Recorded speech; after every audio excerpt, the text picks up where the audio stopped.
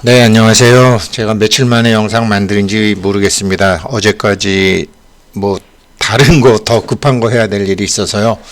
그거 하면서 이제 안동수 박사님께서 과제를 주셨던 파이노믹스 하고 있었어요. 그런데 파이 경제학을 논하려면은 이 파이라는 기업체에서 하고 있는 파이 생태계를 알아야 되잖아요. 근데 파이 코어팀 같은 거를 사실 어떻게 봐야 되느냐, 이거를 기업으로 봐야 되느냐, 안 그러면 어떤 조합으로 봐야 되느냐, 이제 그 파이 네트워크라는 그런 사업체의 엔티티를 어떻게 규정하느냐부터 시작이 되잖아요. 그래서 우리가 진작에 알고 있는 것 같은 거로 조합이라고 해야지 제일 맞지 않나 싶어요. 그러니까 조합은 조합원들이 그 주인이잖아요. 사실은 일은 뭐 몇몇 사람이 하지만, 블록체인이라는 것도 보게 되면 블록을 구성하고 있는 각 블록 구성원들이 조합처럼 하고 있는 거잖아요. 뭐 대표적으로 말씀드린 게, 며칠 전에 말씀드린 게 이제 스위프트, 이 세계 경제의 자금을 다 좌지우지하고 막 소련도 러시아도 퇴출시킬 수 있고, 만약에 뭐 중국 같은 나라는 스위프트에서 퇴출되면 망하는 나라죠. 정말로 전 세계적으로 이제 그런 조합인데, 그런 막강한 그 유명한 뭐 메시 선수가 뛰던 이제 바르셀로나 축구 구단 같은 경우도 조합이죠. 우리나라도 뭐 농협이 그 아주 막강한 그런 조직을 갖고 있죠. 예, 그래서 이걸 엔티티를 어떻게 규정하느냐, 그러니까 비유적으로 생각하면 조합이 제일 맞겠다. 그리고 이제 이 파이 생태계의 에코시스템이죠. 에코시스템을 잘 보게 되려면, 오늘 이제 어떤 분이 뉴스 업데이트에 한번 올라왔던 것처럼 파이의 생태계를 잘 보려면, 파이가 뭔지 잘 알려면 파이의 KYC 정책을 봐야 된다. 그 다음에 이 파이의 코인의 수요와 공급 관계를 잘 알아야 된다라는 것이 일단 기본이죠. 뭐 백서에는 다 나와 있었지만, 그 백서가 나오고 세월이 흘러가면서 이제 매달 파이에서 발표하는 정책을 보면 이걸 좀 알 수 있죠. 그 스텔라 에코시스템인데, 결국은 파이는 스텔라 에코시스템인데, 뭐 스텔라라는 게 별이잖아요. 대표적인 게 이제 스텔라에서 자기네들 기업 설명할 때 제일 먼저 이렇게 파이 코인도 나와 있죠. 행성 생태계죠, 정말로. 이름이 행성 생태계죠. 하나의 천지 창조를 하는 거죠. 그러면은 지금 이제 스텔라 합이라는 게 이제 뭐냐, 뭐 그냥 별이라고 생각하면 안 되고요. 그러니까 원래 이제 스텔라 루멘 있죠. 스텔라 루멘 리플에서 이렇게 하드포크라고 그러면 말이 어려우니까, 포크로 이렇게 왜 찢어서 고기 먹는 것처럼 거기 포크 한다 그러거든요. 비트코인 포크하고 뭐 이더리움 포크하고 새끼치는 거죠. 복제하는 거죠. 예를 들면 복제해서 이제 하는 건데, 리플이 이제 KYC 미국 SEC에서 리플을 계속 이렇게 대상으로 하는 거는 이런 자금 결제 방법에 있어서 자금 국제 간의 자금 이동, 은행으로 하면은 되는 데가 있고 안 되는 데도 있잖아요. 근데 은행을 넘어서도, 그러니까 스위프트 같은 것은 은행들이 조합원이잖아요. 유럽과 이제 미국의 은행들이 조합이고, 그래서 은행들의 그들끼리의 리그를 넘어서도 돈을 주고받을 수 있는 거를 만드는 게 리플이잖아요. 그래서 이제 자금을 이동하고 저장하고 하는 것이고, 뭐 금융회사가 하는 거, 송금 서비스, 그 다음에 핀테크 기업들 하는 거, 이런 거를 해외 송금 결제 기능을 하도록 이제 만들었는데, 이것이 뭐 초창기가 항상 그렇지만, 이제 우리 니콜라스 박사가 있던 이제 스탠포드 대학에서 스텔라 루멘에서 스텔라 합의 프로토콜로 간 거죠. SCP 연합 비잔틴 동의라고 하죠. 그래서 스텔라 합의 프로토콜로 갔는데, 이게 이제 데이비드 마이어스라는 이제 스탠포드 대학 컴퓨터 과학 교수가 만들었는데, 이게 리플보다는 진화된 거죠. 리플보다는 진화된 것이고, 정말로 웹3 상태를, 그러니까 어떤 채굴보다는 웹3, 그러니까 합이라는 게 이제 웹3 사회로 간다라는 거죠. 웹3로 간다라는 거죠.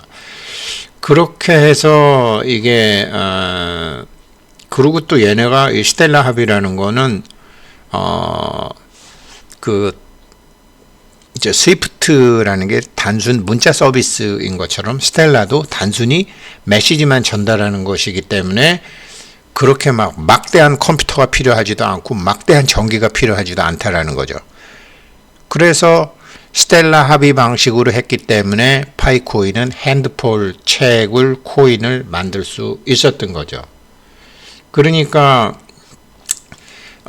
이게 스텔라 루멘보다도 훨씬 진화된 거라고 할 수 있습니다. 훨씬 진화된 거라고 할 수 있습니다. 그러면서 이 각 블록 자체를 하나의 별들로 본 거죠. 각 노드 자체를 하나의 은하계로 본 거죠. 이렇게 보시면 정확할 것 같아요.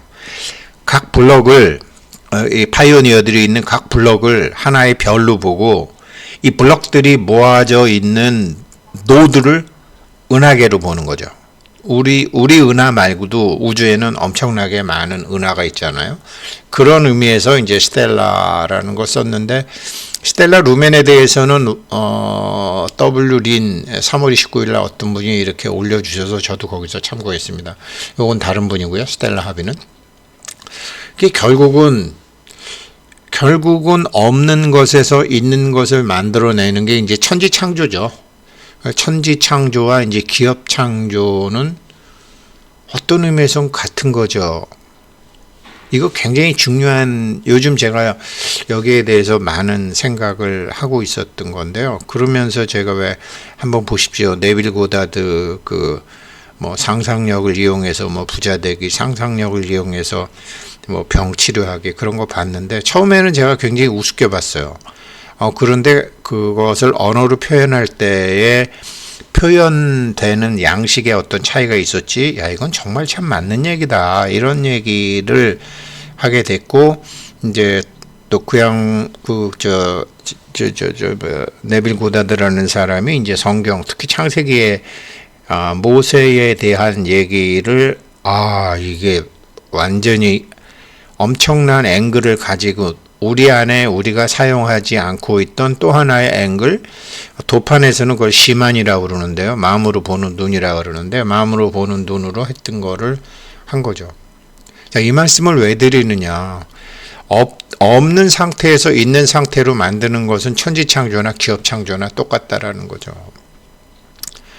종잣돈이 있어야 뭘 할 거 아니야 라는 사람은 정말 모르는 사람이고 평생 그 소리 하다가 끝나는 거죠. 종잣돈 구하러, 거짓말하러 다른 사람들 돈 걷어들이는 기업인들이 수없이 많은 것이고, 그런데 종잣돈 없이 천지창조를 하는 파이코인은 어떻게 생각하세요? 종잣돈 없이 하잖아요. 종잣돈이 필요 없잖아요. 노드 같은 거 할 때는 몰라도 원래 노드도 자기 컴퓨터에 그냥 할 수 있는 거잖아요. 효율을 높이기 위해서 소비재 컴퓨터가 아니라 자본주의 컴퓨터를 하자라고 한 거지. 똑같아요. 종잣돈이 없이 기업을 창조하는 거죠. 스텔라 합의와 비슷하죠. 그래서 제가 그런 생각을 해봤고요.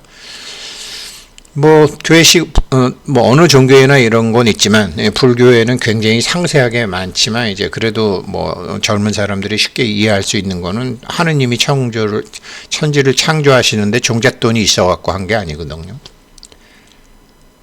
천지를 창조하고 그 중에 지구가 있는데, 이제 지구에 우리가 많이 살고 있지만, 이게 하느님이 천지를 창조하고 지구를 창조하고 만물을 창조했는데 설계도가 없어요. 근데 로드맵은 있어요. 로드맵은 있죠. 그 로드맵을 우리가 역으로 계산해가지고 인류의 역사라든지 이런 거를 과학자들이 찾아내는 거죠.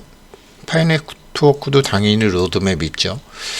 참 그런 거 보게 되면 이 박경리 씨 토지라는 대하 소설 있잖아요. 저도 뭐 책 읽는 거 좋아해서 웬만한 책은 다 읽었는데 전 박경리 씨 토지는 못 읽었어요. 경상도 말이 너무나 어려워가지고 모르겠는 거예요. 저희 집사람은 토지 그 13권짜리인가? 이거를 몇 번이나 읽었는데 저는 뭐 한 번도 못 읽었어요. 만화책으로도 보려고 그랬는데 또 못 읽었어요. 단어가 너무 어려워서. 경상도 말이 어려운 게 많죠. 제가 스님들 법문 공부할 때도 그 성철 스님 백일 법문 저 책으로 봤지 무슨 소리인지 못 알아듣겠더라고요. 박경리 토지 최참판 댁이 하동에 있어요. 이렇게 있는데 박경리 씨는 하동에 가본 적도 없고 이 하동에 최참판이라는 집도 원래 있었던 집도 아니고 박경리 씨가 천지를 창조한 거예요. 그래서 나중에 사람들이 그 소설이 뜨고 그게 드라마도 되고 하니까 사람들이 이렇게 하동 군청에서 이렇게 갔다가 만들어 놓은 거예요. 그냥 마치 예전부터 실제로 있었던 것처럼 천지 창조한 거죠. 자기의 생각으로. 설계도 없이 썼죠. 로드맵은 있었겠죠. 역사 전개 과정이 있으니까. 외정시대도 있었고 뭐 6.25도 있었고 했으니까. 그런 거거든요. 파이도 뭐 대표적인 게 아프리카 흰 개미집, 이렇게 아프리카 흰 개미집인데 설계도 없죠. 개미들이 무슨 설계도가 있어요?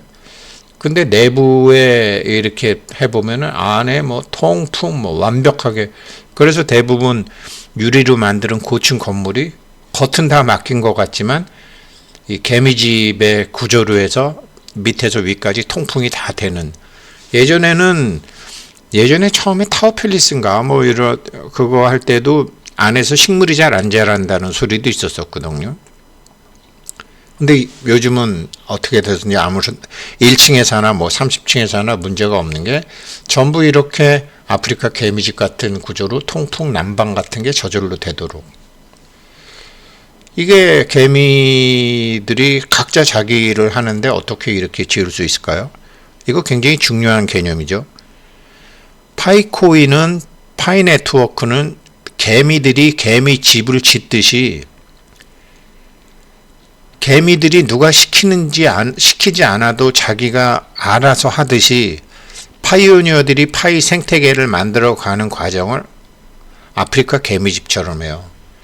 아프리카 개미집을 이렇게 만들어도 누가 화장실 만들자고 그러지 않아도 화장실도 있고, 누가 분만실 만들자고 그래도 분만실 다 있고, 누가 안방이라고 안 해도 안방 다 있고, 애기들 방이라고 안 해도 애기들 방 다 있어요. 누가 시키는 곳일까요? 이런 거죠. 이렇게 생태계가 만들어지는 거죠. 우리가 생각하는 행동 패턴과 진실의 행동 패턴은 그렇게 다르죠. 저는 파이의 경영 방침을 보면서 아프리카 흰개미집 생각을 많이 하죠. 자꾸 뭐 언제 오픈넷 할 거냐, 로드맵 내놔라, 뭐 내놔라 하니까 할 수 없이 내놓지만 지금 이 상황대로 가는 거죠. 아프리카 개미집을 질 때 뭐 인공위성을 띄워서 일기예보를 다 알고 뭐 주변에 지금 사람들이 어떻게 돼 있고 하는 게 아니잖아요. 이 생태계는 이렇게, 파이 생태계도 이렇게 가고 있다고 여겨집니다. 실제로 이제 이 파이 네트워크 이제 백서를 보게 되면 이렇게 로드맵이 있어요. 제가 이제 어차피 이제 파이노믹스 하려면은 백서 자세히 살펴봐야 되겠죠. 설계도는 없지만 로드맵은 있어요. 그리고 이제 지금 파이노믹스를 이제 올 때까지 준비해야 되기 때문에 파이 경제적인 모델, 파이 생태계의 그 생태계 경제 모델은 어떻게 만들 것이냐, 팩스에 명확히 나와 있어요. 단순하게 하겠다. 그 다음에 절대로 뭐 몇 사람이 몇 퍼센트를 갖고 있는 일은 없도록 하겠다. 분배가 아주 하겠다. 그리고 뭐 수요보다 공급이 왕창 나와갖고 가격이 심하게 흔들리는 그런 일은 없게 하겠다. 그 다음에 이제 이 그 다음에 이 네트워크가 계속 유지될 수 있는 이런 정책을, 수요와 공급 정책을 펴나겠다. 이거죠. 제가 처음에 썸네일로 냈던 이거죠. 이거를 잘 하려니, 이거를 잘 백서에 나와 있는 경제 모델을 하려니까 KYC가 필요한 것이고, 이것에 따라서 매달 파이코인 채굴 분배 정책이 달라지는 거죠. 이거를 지금 백서대로 하고 있는 거거든요. 그래서 뭐 불교에도 이런 게 이게 제가 불교 공부를 한 지는 한 20년 지났는데, 정확히 그냥 쉽게 얘기해서 제 몸과 마음과 영혼으로 100% 이걸 확실하게 알게 된 거는